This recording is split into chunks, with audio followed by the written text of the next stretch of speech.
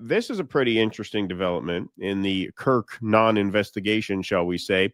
Officials' access to FBI files in Charlie Kirk case drew pushback.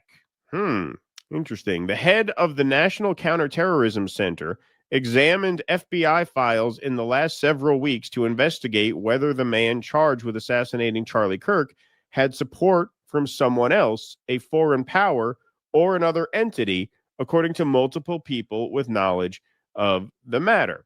The inquiry by Joe Kent, the director of the Counterterrorism Center, alarmed Kash Patel, the director of the FBI. Mr. Patel and other senior officials believe Mr. Kent was overstepping, treading on FBI responsibilities, and potentially interfering with the investigation and the prosecution of the suspect, Tyler Robinson. But supporters of Mr. Kent said he was doing his job, running down leads and making sure no foreign or domestic groups were linked to Mr. Kirk's death. Now, here's the thing. The office of the DNI, which is Tulsi's office, and Joe Kent answers to Tulsi Gabbard as the counterterrorism czar or whatever his official title is, head of the National Counterterrorism Center. That is higher than the FBI in the pecking order. So it really doesn't make sense for the FBI director to say that the counterterrorism director is stepping on his toes. Like, those should not have anything to do with each other. Like, the counterterrorism director has a responsibility to see if there were any foreign groups or domestic groups, for that matter, behind this murder. In other words, to see if the plot runs deeper than everybody thinks it does. So for the FBI director to say, whoa, you're stepping on our toes and you're interfering, you are lower in the pecking order than this guy. This would be like Brendan Falone in The Sopranos saying that Tony was stepping on his toes. No, it doesn't work that way. It doesn't work that way. The DNI is the head of the intel community. In other words, they outrank you as FBI director. That's not to say they control you, but it's very strange that the FBI director would say, whoa, you're stepping on our toes here. Unless, of course, you thought you had the case closed, quote unquote, and you wanted to prosecute one version of the story and you didn't want anything complicating that narrative. The Senate confirmed Mr. Kent as director of the Counterterrorism Center in July. He is one of the closest advisors to Tulsi Gabbard, the director of national intelligence, and shares her focus on traditional terrorism groups as well as drug cartels, which he argues are a grave threat to the United States. Mr. Patel was troubled that Mr. Kent had gone through FBI material related to the case, according to the people knowledgeable on the matter. Mr. Kent's efforts were a topic at a White House meeting that included Mr. Patel, Mr. Kent, and his direct superior, Ms. Gabbard. Top Justice Department officials, Vice President J.D. Vance, and the White House Chief of Staff, Susie Wiles, were also there, according to several of the people who spoke to the New York Times about the matter. I'm sorry, does this not smell like a cover-up to anybody? I mean, come on. Like, what are you talking about here?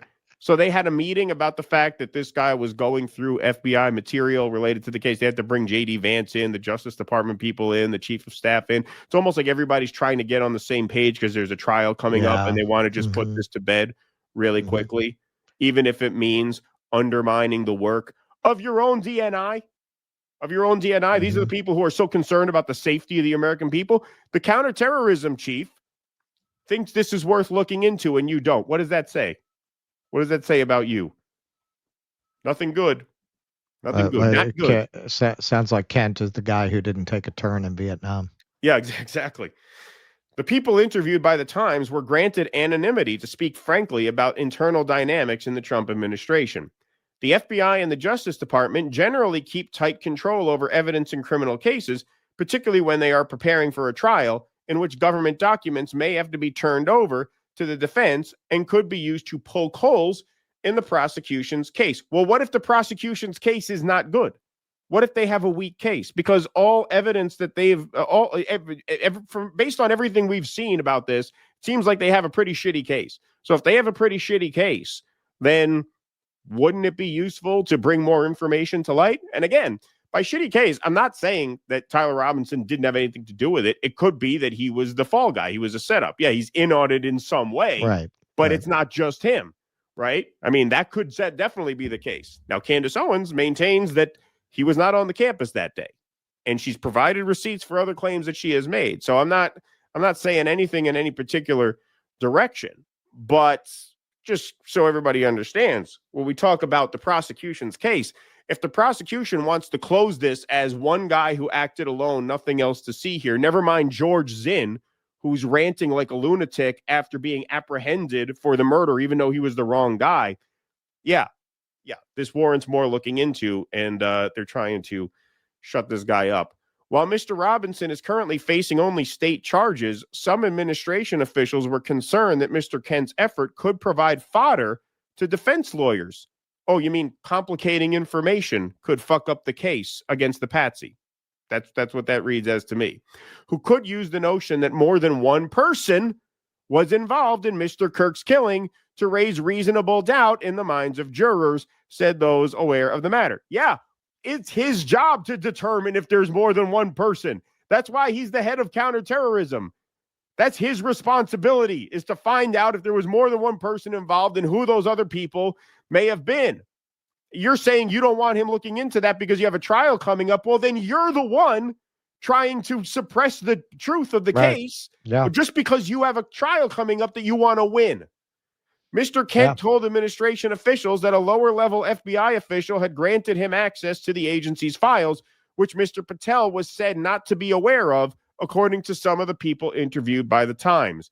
In response to questions from the Times, Mr. Patel and Ms. Gabbard released a joint statement that did not address the debate over Mr. Kent's inquiry and sought to portray a united front. So Tulsi Gabbard bends the knee once again. Once again, the FBI and intelligence community, under the direction of President Trump, will leave no stone unturned in the investigation of the assassination of our friend Charlie Kirk. Tulsi Gabbard is, as far as I'm concerned, the worst of this whole lot. And that is not an easy title to win. She's the worst of the lot because she's clearly the one who knows better the most, right? She came out and said Iran was not developing nuclear weapons. She went back on that. Her office of the DNI said that Trende Arago was not a threat or an invading army or operating on any systematic level within the United States. As soon as the saber rattling ramped up toward Venezuela, she shut up about that. And now this, she comes up with a milquetoast statement to essentially throw her own guy under the bus there by saying, hey, no, we're all on the same team here. When clearly, there was some kind of fuckery going on here where the guy above Kash Patel was looking into this too much for Kash Patel's liking. They have a meeting, and now they're raising hell about this guy's investigation. They don't want to give him access to their materials anymore.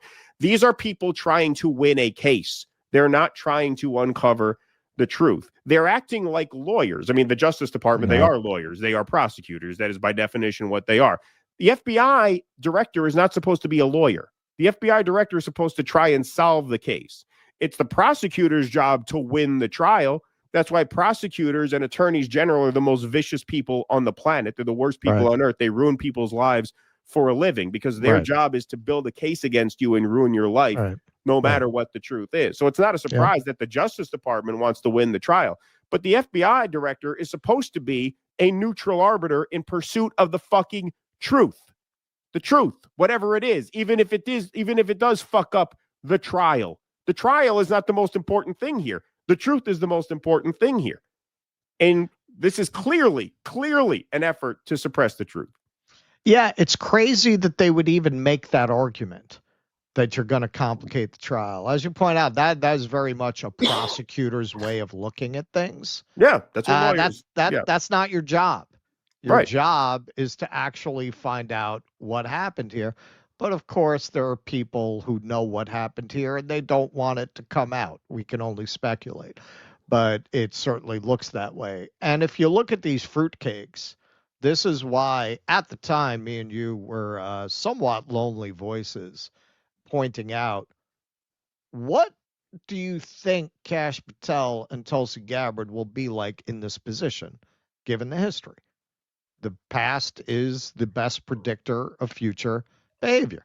You got Crazy Eyes Kash Patel. You got a guy who literally wrote a children's book where he is a wizard protecting wise King Donald. Is that somebody you think is going to do anything as the FBI director that is not completely in lockstep with whatever marching orders he gets from the administration? Right. Like, why would you think that? And if you don't think that, why would you think him being in that position is a good thing? Because he owned the libs? Because he made some lib tears? Because he called out some libs? Like, why would you think that guy was going to be good in that position? And Tulsi Gabbard is like the stinkiest hoe at the fucking brothel. Like, what did you think she was going to be like? This is somebody who called Donald Trump Saudi Arabia's bitch and then gets up on stage at Madison Square Garden and completely exonerates his entire political history. There is almost literally no statement Tulsi Gabbard has ever made that you cannot find her making the exact opposite statement in regards to what did you think she was going to be like? She has no integrity. She never did. She made that very clear. Yeah. Pretty obvious. And, people don't remember the Venezuela stuff now. I'm surprised that's kind of got lost. And her office at the DNI says, no, there's no evidence to suggest we're being invaded by Venezuelan drug gangs. None. Right. None. She didn't say they didn't exist. She just said it's not a military emergency. And nobody's asked her for a follow-up. But no, nothing. Once she did a 180 on the Iran nukes, I guess everybody just expected that from her. Pretty sad stuff. Please clap.